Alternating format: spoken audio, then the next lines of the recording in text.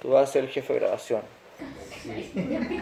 Maribel, soy periodista, tengo un posgrado en alta gerencia pública que vendría siendo como un MBA pero para el sector público. He trabajado en 3 campañas presidenciales, 2 campañas presidenciales en Chile, una campaña presidencial en Ecuador, la que ganamos pero perdimos, ganamos con Lenín Moreno pero nos terminó traicionando, así que al final terminamos perdiendo. Tengo bastante experiencia en asesorías políticas, comunicacionales, asesorías de senadores, ministros, diputados, alcaldes, concejales. Fui candidato a concejal, perdí, fui candidato a alcalde, perdí. Después fui dos veces miembro del Comité Central del Partido Socialista, vicepresidente de la Juventud Socialista de Chile, con Salvador Allende como la gran figura. Renuncié al Partido Socialista, me quedé como independiente y he generado consultoría en comunicación estratégica tanto para el sector privado como público. Este pequeño taller, esta pequeña conversación con ustedes es básicamente sobre política, formación dura de política, ¿ya? Muchas veces nosotros creemos saber ciertas cosas, pero no sabemos de qué estamos hablando. Voy a partir con una pequeña anécdota. ¿Por qué me apasiona tanto la política? Y creo que es lo que nos reúne a nosotros. Yo tenía algo así como 18, 19 años, tenía una novia, era el día de mi cumpleaños, llegó mi novia, terminó conmigo el día de mi cumpleaños, me dejó llorando como un telele destrozado, con una depresión terrible, ya no sabía qué hacer con mi vida y mi papá un día me dijo, mira, tú tienes 2 opciones, o te vuelves loco, borracho, te suicidas, o buscas algo en lo cual tú te enamores. Y yo elegí la política. Vengo de una familia que participó en el gobierno de Salvador Allende, un tío detenido desaparecido, otro prisionero político, la mayoría de mi familia en el exilio. Cuando yo me comprometo con el proceso revolucionario de Ecuador es porque yo no tenía edad para hacer nada por Salvador Allende, pero sí tengo la edad para ayudar a Rafael Correa. Y como internacionalista, los chilenos tenemos una trayectoria muy larga sobre el internacionalismo. Hay chilenos que peleaban en Nicaragua, en El Salvador, en Bulgaria, en distintas partes del mundo durante el exilio. Tenemos un componente internacionalista. Se los cuento porque muchas veces la gente me pregunta, Patricio, ¿por qué participas en la política ecuatoriana? ¿Por qué haces cosas que ni nosotros hacemos? ¿Por qué nos quieres unir? ¿Por qué tu idea es loca? Porque yo siento que está el peligro inminente que si Lenín Moreno sigue adelante con su plan y la gente que los conduce, la gente que está detrás de él, puede terminar en situaciones muy graves. Ya hay un estado de excepción en las cárceles, hay una crisis económica que está galopante, hay un proceso de desinstitucionalización del Ecuador, se está rompiendo el Estado de Derecho, eso va a llevar a consecuencias gravísimas para los familiares que ustedes tengan. Yo calculo que si aquí a 6 meses se implementa el shock neoliberal, eso va a significar que se podría caer la dolarización, que el proceso ecuatoriano económico va a fracasar y que eso podría tener una crisis económica más grande que la del feriado bancario. Ok, hasta ahí la introducción. ¿Qué es el comunismo? Defina el comunismo en una frase. Más fácil, vamos a otro. Definan capitalismo. Una frase. Dinero, comercio, Mercado, Capitalismo es poder. economía. Una frase. Poder. ¿Y el socialismo no es poder? No. ¿El comunismo no es poder? No. sí. Sí, es Ok, quédate ahí. ¿Qué significa democracia? Definan democracia. Democracia. Democracia cuando el pueblo participa, cuando el pueblo tiene la libertad de elegir y de participar y de exprimir sus opiniones y de elegir su propio presidente. Te falta un componente. Tiene libre voz. Puede exprimirse. donde se respeta No, una libertad. Puede exprimirse, Libertad. puede exprimirse, pero respetando ciertas reglas. ¿Puede existir una democracia capitalista y una democracia socialista? Democracia socialista. ¿Puede existir una capitalista? No, ¿Por qué? capitalista. ¿Qué significa democracia? Que el pueblo conduce, viene del demos, del griego. Ok, Demos, en donde yo trato. tengo dos características. Que el pueblo conduce. Que puedo participar y que puedo ser elegido. Ok, Sí. esa es la definición clásica de democracia. Pero esa es la formación política de democracia. ¿Cuál ¿Por qué tú dices que no puede existir una democracia capitalista o una democracia socialista? O una monarquía democrática. Stop. ¿Qué significa liberalismo? En la mitad de los dos partidos, socialista No. y derecha. ¿Qué significa conservadurismo? Conservadurismo. Estamos mal. Conservatismo. Estamos mal. No. No, conservar es... Todos van a reprobar. Lo primero que tenemos que entender es algo que dijo Raluca. Lo primero que tenemos que entender es que casi todo este tipo de palabras, política, democracia, liberalismo, conservadurismo, socialismo, tienen una raíz histórica, ¿ya? Tienen una definición precisa. No es lo que yo crea que es la definición teórica. Eso nos obliga a leer, a prepararnos, a construir un acervo cultural que nos permita decir, ok, yo soy socialista, pero no soy capitalista porque sé lo que es, ¿ya? Voy a hacer un barrido muy rápido con estos distintos conceptos. Voy a partir, hace muchos años atrás, en dos señores, uno se llamaba Parménides y el otro se llamaba Heráclito. Parménides y Heráclito tenían dos formas de ver la vida. Uno decía, todo lo que existe en el mundo es constante, no cambia. Y el otro señor decía, todo cambia a través del fuego. Si yo aplico fuego a esto, va a cambiar, va a mutar en otra cosa. Parménides y Heráclito son los fundadores, podríamos decir, de la teoría social no moderna, sino que la teoría social clásica. Yo desde Parménides y Heráclito puedo hacer una construcción hasta nuestros días. Ustedes tienen que leer un poquito de filosofía para entender de qué estamos hablando. Años más tarde, otro señor que se llamaba, yo les doy estos nombres para que después ustedes los busquen, ¿ya? Otro señor inventa, fíjense que en el proceso griego nace un modelo de pensamiento metafísico, en donde uno empieza a buscar principalmente la respuesta a tres preguntas. ¿Quiénes somos? ¿De dónde venimos? ¿Y para dónde vamos? Eso es lo que se ha pasado cabeceando tu esposo como filósofo diciendo ¿quiénes somos? ¿Para dónde vamos?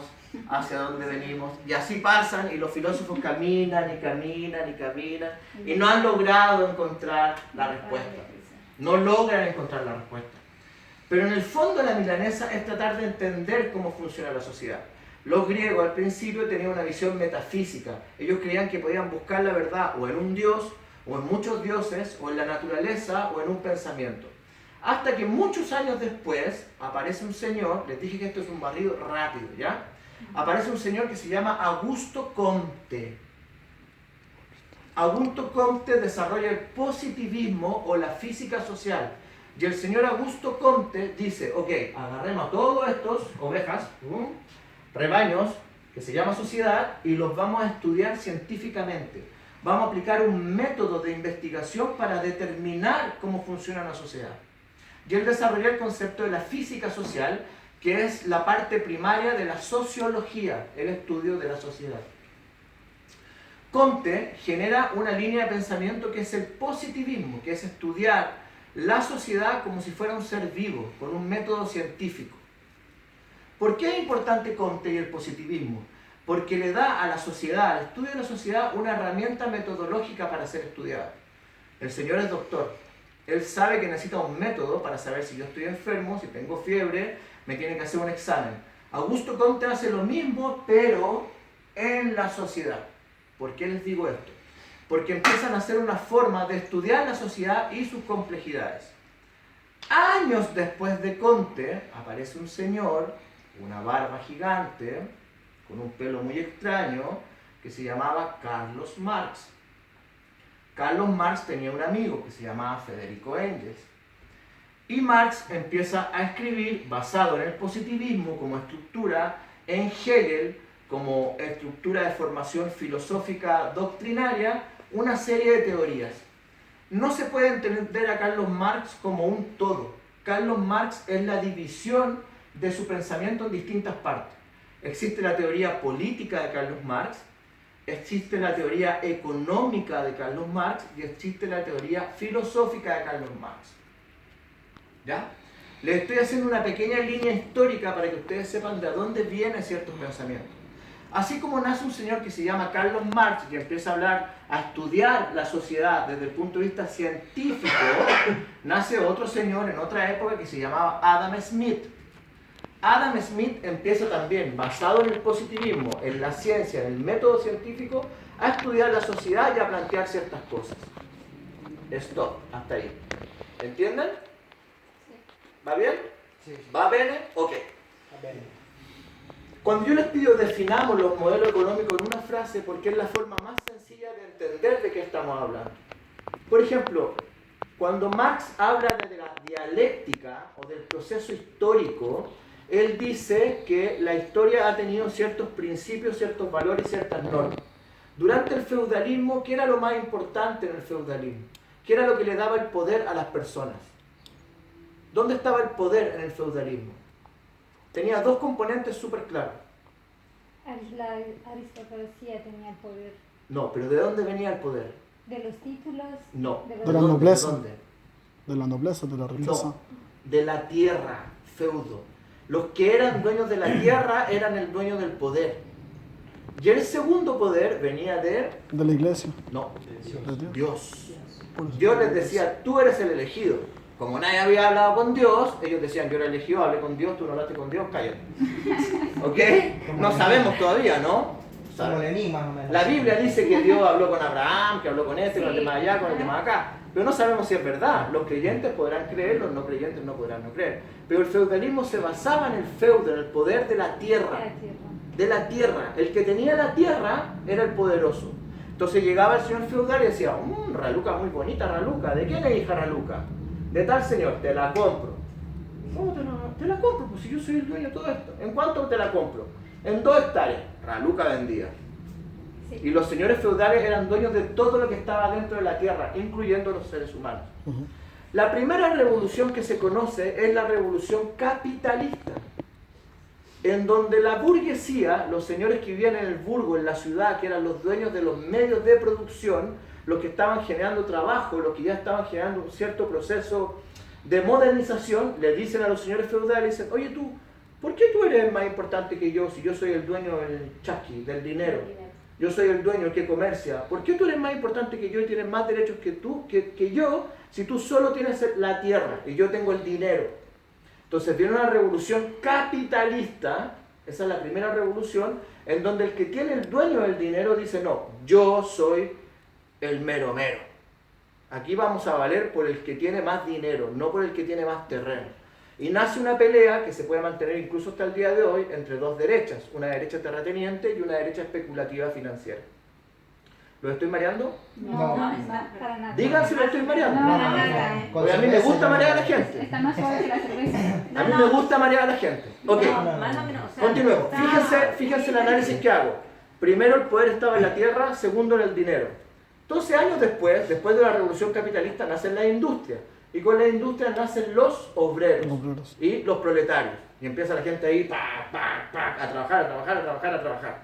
Entonces llega un día, ¿sí? Un Rafael Correa, alguien medio loco, medio pensativo, medio crítico, y dice, a ver, ¿cuántos obreros son? 1, 2, 3, 4, y los capitalistas son 2. Nosotros somos más.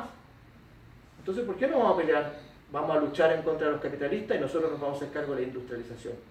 Y nace la lucha del proletariado. Gran problema, porque en Sudamérica nunca tuvimos proletariado. Gran problema, porque ninguno de nosotros fuimos proletariados. Yo tengo un tío que trabajó en ferrocarriles, machacando, ese sí era proletariado, pero trabajó acá en Bélgica. ¿Ya? Entonces Marx plantea la posición de que el triángulo, en donde arriba estaba el capital, los dueños del capital, tenía que cambiar y los dueños de los medios de producción tenían que ser los trabajadores y los obreros. Se daba vuelta el triángulo. Entonces arriba quedaban los trabajadores y abajo el capital.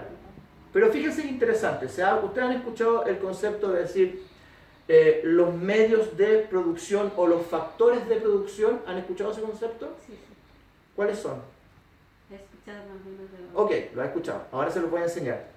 Los factores de producción son tierra, trabajo y capital.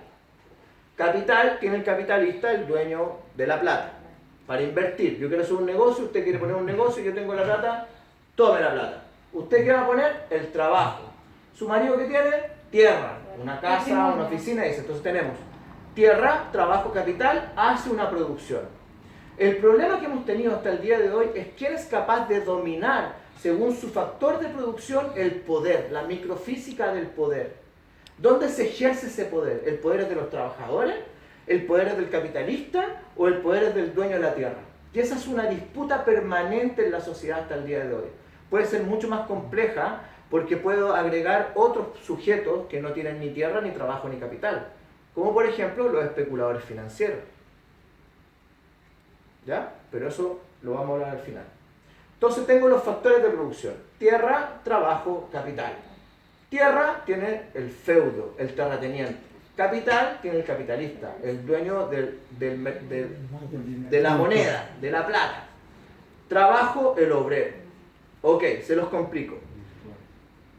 Años después de estos señores, en Italia, nace uno de los teóricos que a mí me parece uno de los más brillantes, que estuvo en la cárcel casi toda su vida, tenía una joroba, era feo, usaba unos lentes, tenía una joroba así, imagínense horrible que era, tenía una joroba así, pero era una de las mentes más brillantes. Mussolini llegó a decir, a este señor no hay que dejarlo pensar.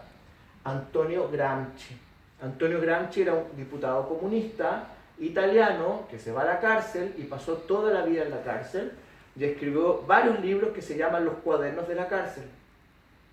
Antonio Gramsci salió el último día, sale y al otro día muere. Su vida es muy triste, pero lo que él escribió cambia toda la concepción marxista del mundo. Marx llega a estudiar conceptos, por ejemplo, como la plusvalía, el valor del terreno, el valor del trabajo, como, por ejemplo, la ideología, que la ideología significa yo soy el dueño de la verdad. Ideología significa la falsa concepción de la realidad. Si existe una falsa concepción de la realidad, significa que existe una verdadera. La verdadera era el marxismo. Marx decía, esto es científico, esto es dialéctica, esto va a ser un proceso histórico en donde cayó el feudalismo, va a caer el capitalismo, va a ganar el socialismo y vamos a llegar al comunismo. Era como una ley. Pero Gramsci dice, no. Dice, siendo marxista, él plantea una visión que a mí me gusta mucho, que él dice, no es la ideología, es una visión de mundo que funciona en un bloque histórico. Aquí sí que los mareo. ¿Qué quiere decir esto? En un momento determinado de la historia tiene reglas y normas que se maneja a través de la cultura. La batalla, ustedes lo deben haber escuchado al presidente Correa miles de veces, hablar de la hegemonía cultural dominante. Los que controlan los medios de comunicación, los que controlan la cultura, los que controlan el arte, los que controlan el proceso creativo son los que construyen la moral. A ti te mandan al colegio y te enseñan una estructura de pensamiento. Tú sales listo para trabajar o para marchar y ser soldado y para decir yo voy a defender la patria, la tierra, la libertad, no sé qué, y la democracia. ¿Cuál libertad? ¿Cuál democracia? ¿Cuál tierra? La que el terrateniente, la que el especulador financiero, la que la oligarquía te obliga a ti como obrero, como soldado a defender. Es una estructura mental que te imponen en tu cabeza. Y tú sales muy ordenadito, listo para obedecer. ¿Ya? ¿Cómo vamos hasta acá? Bien. ¿Bien? Ok. Bien. Súper. Bien borracho. Bien borrachos. Y eso que estamos tomando agua, Bien ¿no? perdidos. Les dije, voy a hacer un barrido rápido de muchas cosas, muchos conceptos que necesitan muchas horas para explicarse, pero no tenemos tanto tiempo. Tenemos también a nuestro amigo que va a participar, pero la idea es que podamos tener un barrido, ¿ya? Ok. Voy a definir comunismo, socialismo, capitalismo. Sí, eso voy a definir. En una frase, fácil, sencillo. Anótensela, la tienen, después van a un debate, ustedes la dicen y dicen, quedé hecho un experto. Pan comido.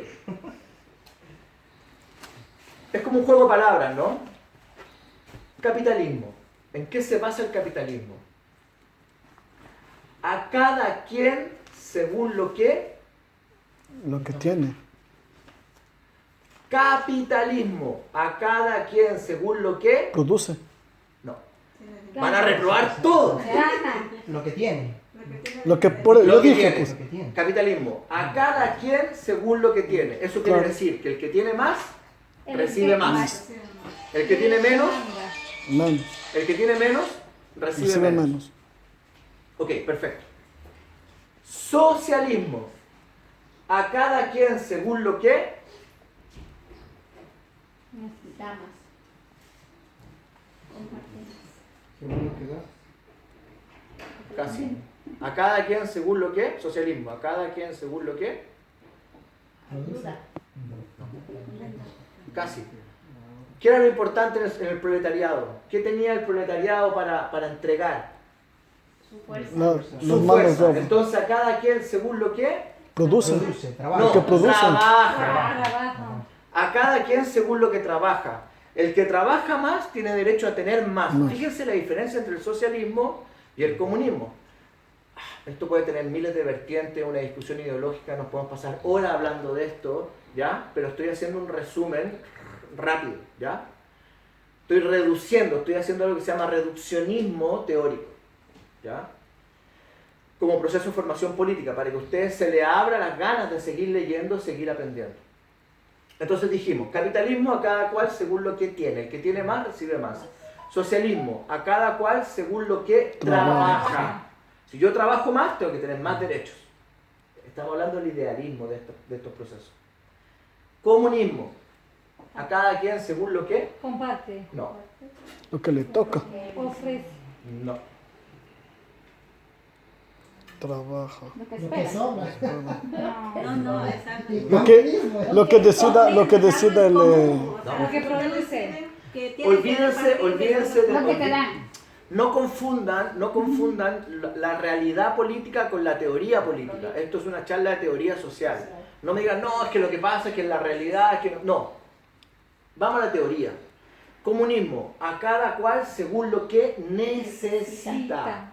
Carlos Marx definía el comunismo como en la mañana puedo ser pescador, en la noche puedo ser pintor y en la tarde puedo hacer lo que quiera. Hay un momento en que el Estado garantiza todos los derechos, todo lo que tú necesitas. Tienes vivienda, trabajo, mujer, amante, 2 novios, lo que tú quieras. ¿Ya? Pero hay un momento en donde esa evolución, incluso la conceptualización de Estado se termina. Ya no necesitamos Estado porque tenemos una sociedad perfecta y esa sociedad perfecta nos da todo lo que necesitamos. ¿Ya? Estoy hablando del idealismo. Algunas cosas interesantes de la modernidad. Años después, nace un señor que se llama Anthony Giddens. Anthony Giddens plantea la tercera vía o la socialdemocracia. Entonces, Anthony Giddens dice, ok, mira, ya no vamos a ser marxistas tan así recalcitrantes, tampoco vamos a ser capitalistas tan recalcitrantes, sino que vamos a sacar la mejor parte de cada uno y vamos a construir una nueva teoría. Y la teoría va a ser la socialdemocracia. ¿Qué significa la socialdemocracia? Aplicamos un modelo neoliberal, capitalista, pero con derecho en un estado de bienestar. ¿Ya? Giddens plantea un triángulo virtuoso entre el medio ambiente, el ser humano y la economía. ¿Ya? La relación tiene que ser equilibrada entre la economía y el ser humano, entre el ser humano y el medio ambiente, y los tres tienen que tener lo que necesitan: economía, medio ambiente, ser humano. ¿Ok? Bien. Ustedes dicen, ya, pero las pailas. ¿Y qué es la revolución ciudadana? Buena pregunta, gracias. ¿Quién la hizo? Todo esto que yo les conté se puede explicar, explicitar con todas sus vertientes, con todas sus críticas, con todas sus manifestaciones dentro del contexto europeo. En Europa había proletario, en Europa hubo una industrialización, en Europa hubo un proceso, hubo una lucha social, pero es muy difícil llevar esta teoría social a Latinoamérica porque tiene otros componentes. Primero, nuestra cantidad de pueblos originarios. Ya había una cultura, a mí no me gusta decir que nos conquistaron o que nos educaron, porque mientras los mayas ya habían descubierto el cero y estaban haciendo astronomía, ellos llegaron a decir, no, yo te vengo a educar. ¿Y con qué me voy a educar? Con Dios, con Jesús, ¡pum!, muerto. No, eso no es educar. ¿Ya? Fue instalar. Estábamos esperando, don Leo. Estábamos esperando.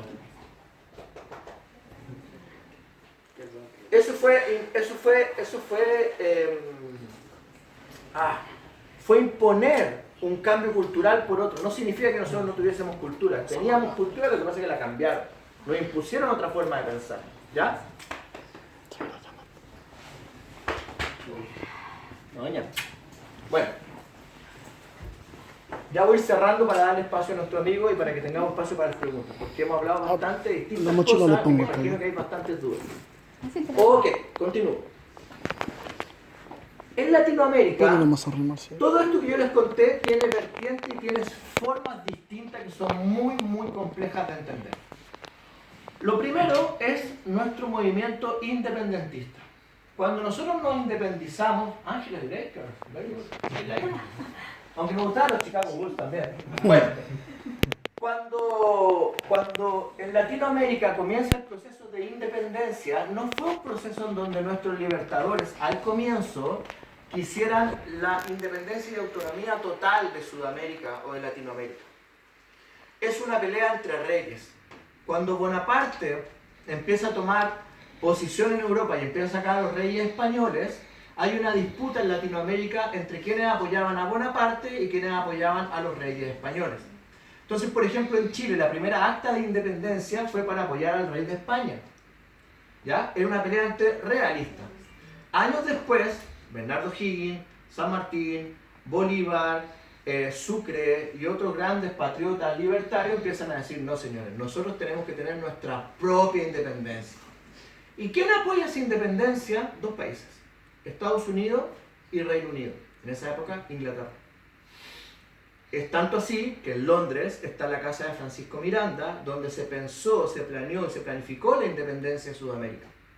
Fue una pelea mucho más entre latinoamericanos contra los españoles, pero al final eran los hijos de los españoles, eran la mezcla entre los indígenas, los pueblos originarios y los españoles. Y empezamos a nacer todos nosotros los mestizos. ¿Ya? El proceso de independencia es expulsar a los españoles, cada país tuvo su particularidad, pero era un proceso muy elitista. Aunque los campesinos apoyaron ese proceso, la alta burguesía, todos estos jóvenes, imagínate en esa época, hoy día es difícil para un joven ecuatoriano, chileno, argentino, venirse a estudiar a Europa, imagínate en esa época, en 1810 o antes, venir a Inglaterra, Estados Unidos. Era gente de buena familia, ¿ya? Ese proceso oligárquico de independencia comienza un camino muy extraño en Latinoamérica, en donde por una parte como que cambiamos de jefes, los campesinos cambian de jefes, y en vez de tener jefes españoles empiezan a tener jefes criollos. Pero eso no resuelve los problemas más graves de inequidad, desigualdad. Sigue habiendo explotación, se abole la esclavitud, se empieza a dar más derechos, pero no se resuelve el conflicto con los pueblos originarios. Es más, en países como Chile, la gran masacre en contra de los mapuches, de los pueblos originarios, no lo hicieron los españoles, lo hicieron los propios chilenos. Es la pacificación de la Araucanía. Vuelvo al tema de la teoría social. En Latinoamérica, esto yo quiero que lo entiendan sin ofender a nadie. El mundo, después de la Segunda Guerra Mundial, o incluso un poco antes, se divide.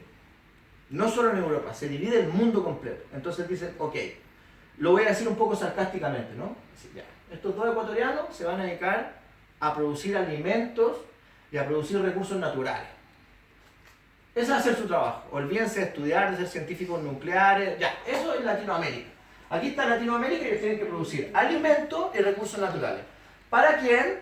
Para nosotros los blanquitos. ¿Que vivimos dónde? En Europa. Nosotros podemos ser científicos, nosotros podemos ser profesionales, nosotros podemos invadir otros países, podemos violar a sus mujeres. Ustedes cállense porque son latinoamericanos. Así fue, ¿no? Hasta Okay. ahora. ¿Y qué hacemos con los africanos? Bueno, son africanos, pues. ¿Qué hacemos con ellos? Peor. Peor, pues ya, que den lo que puedan, tengámoslos de esclavos, ya no se puede tener esclavos. Bueno, que manden las frutas que tengan, los minerales que tengan y robemos lo que podamos. Y Europa crece y nace gracias al saqueo de Latinoamérica y de África. Entonces, Latinoamérica, que está allá, era el productor de recursos naturales. Y en un momento alguien plantea y dice, no, pues señores, nosotros queremos tener un proceso de industrialización. Y aquí es muy interesante y ya se complica todo. Hay que leer la figura de Perón en Argentina. A muchos no les gusta Perón, ¿ya? Porque dicen que Perón era alguien de ultraderecha, otros dicen que era de izquierda, otros dicen que no era nada. Pero yo reivindico un poco la figura de Perón y lo invito a leer al peronismo, porque ahí empiezan a hacer una cierta visión latinoamericana. Y si a mí me preguntan a quién se parece a Rafael Correa, de los grandes líderes que han existido en la historia, yo creo que es lo más parecido a Perón que existe. En el peronismo argentino, tú tenías un grupo que se llamaba Los Montoneros, que eran guerrilleros de ultraizquierda, que apoyaban al Che Guevara, y tenías a la Triple Alianza, que eran gente de ultraderecha. Todos ellos convivían dentro del peronismo. ¿Ya?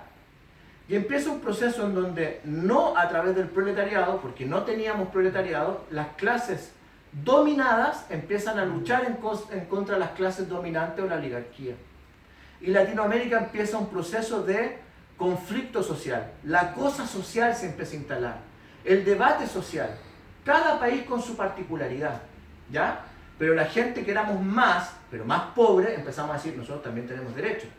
¿Cómo qué derecho? ¿Qué derechos quieres tú? Quiero trabajar 8 horas, quiero que me paguen mis vacaciones, quiero tener derecho a salud, quiero tener derecho a salud, a educación, no quiero que me exploten, no quiero que me pegues cuando estoy trabajando. Ok, te mato todo. ¡Pum! Matanza de las Cruces en Guayaquil, ¿se recuerdan? Sí. ¿Qué fue eso? Un proceso obrero en donde la gente se levanta, los eléctricos, los trabajadores, y son criminalmente asesinados por la oligarquía guayaquileña. ¿Han escuchado hablar de Santa María de Iquique? Santa María de Iquique, en los comienzos de 1900, es un grupo de sindicalistas chilenos. Fíjense cómo funcionaba el mercado en el norte de Chile en la minería.